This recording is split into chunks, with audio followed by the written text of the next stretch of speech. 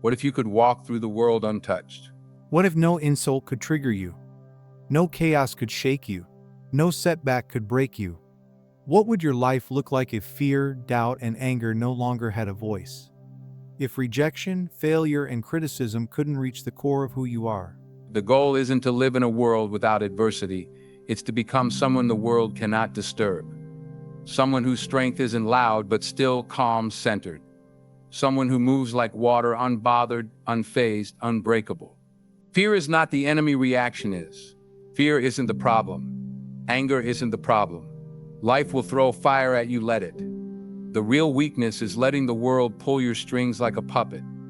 Every time you flinch, lash out, or spiral, it's not the world that wins, it's your lack of discipline. But that ends today. This isn't motivation, it's a recalibration. A shift in how you think, act, and carry yourself. Because your power doesn't come from controlling the world, it comes from not needing to. The moment you stop giving external chaos internal control, everything changes. People lose power over you. Problems shrink. Your mind, your most valuable weapon, becomes razor sharp, clear, and steady. The illusion of control. We grow up believing that if we work hard enough, plan well enough, think long enough, we can control everything. But that belief is a lie. Life is chaos by nature. The weather changes. People change. Circumstances shift without warning. The tighter you try to grip control, the more it slips through your fingers. Yet, this illusion keeps most people anxious. They try to manage every outcome, every conversation, every emotion. They obsess over what might happen, what they should have said, what someone else is thinking. But here's the truth. The more you try to control what you cannot, the more you surrender control over what you can yourself. There are only two things you truly own in this life: your actions, your attitude. Everything else, your job, relationships, reputation, plans, is subject to external forces. Trying to control it all is like yelling at the wind. It exhausts you, frustrates you, and leaves you powerless. The discipline of detachment. You must learn the discipline of detachment, not apathy, not giving up, but the ability to remain calm while the world moves around you. The ability to observe without needing to intervene. The ability to let go of what you can't shape and instead shape what you can. Your mindset, your habits, your response.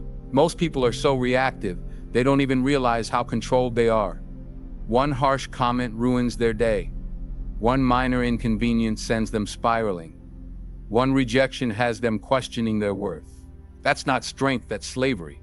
You're not free if your peace can be stolen by something as small as someone else's opinion. The path of internal mastery. There's a different path, a path of internal mastery, where you shift from asking, how can I control the world, to how can I command myself? When you walk that path, you begin to experience something rare: stillness, a calm in the middle of the storm, a power that doesn't come from domination, but from indifference to chaos. Understand this. Control is not force.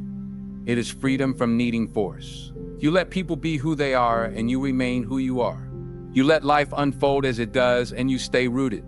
You stop trying to manage every emotion, every reaction, every outcome, and instead, you become unshakable. Because the strongest man in the room isn't the one who speaks the loudest. It's the one who doesn't need to speak at all, the one whose silence says, I am not moved, I am not rattled, I am not afraid.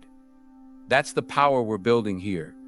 And it starts by killing the illusion that you need to manage anything but yourself. Let the world do what it will. You stay still. The cost of reactivity. Most people live in a state of constant reaction. They don't respond to life, they react to it. Like a pinball tossed around by every word, situation, glance, or piece of bad news. Someone cuts them off in traffic, anger. A text goes unanswered, anxiety. A post online, instant judgment. With each reaction, they lose a little more power, a little more control, a little more of themselves. Reactivity is the death of personal power. Why? Because when you're reactive, you're not deciding, you're being controlled. You're not living from intention, you're living from impulse. Your emotions dictate your behavior. Your environment dictates your peace. And the result? You become fragile, easily triggered, easily thrown off course. you live at the mercy of everything around you. Think about how much time you've wasted because of reactivity. How many hours spent replaying a conversation in your mind? How many goals delayed because you were emotionally drained by drama? How many restless nights caused by something someone said online? The cost is immense, not just in time, but in focus, energy, and clarity. The simple, brutal truth: if your peace can be disturbed by external noise, your peace was never real. What separates the exceptional from the average isn't talent, it's emotional discipline, the ability to feel but not flinch, notice but not overreact, hurt but not collapse. You don't become unshakable by avoiding adversity. You become unshakable by choosing stillness when adversity shows up. Rewiring your brain. Every time you react emotionally, you reinforce a loop in your brain, a habit, a neural pathway that says, when this happens, I lose control. If you don't disrupt that pattern, it becomes your identity. You stop seeing yourself as calm and focused and start believing you're just emotional, just sensitive, just someone who can't help it.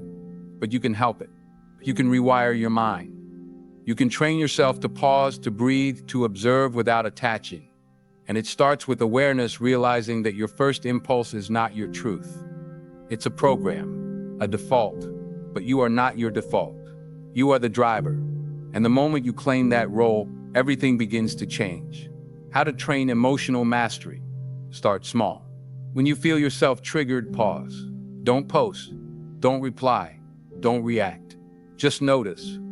Let the emotion pass through you like a wave. Practice the pause. Before reacting to anything, pause. Count to 5. Take a breath. Ask yourself, does this deserve my energy? Is this part of the mission or a distraction?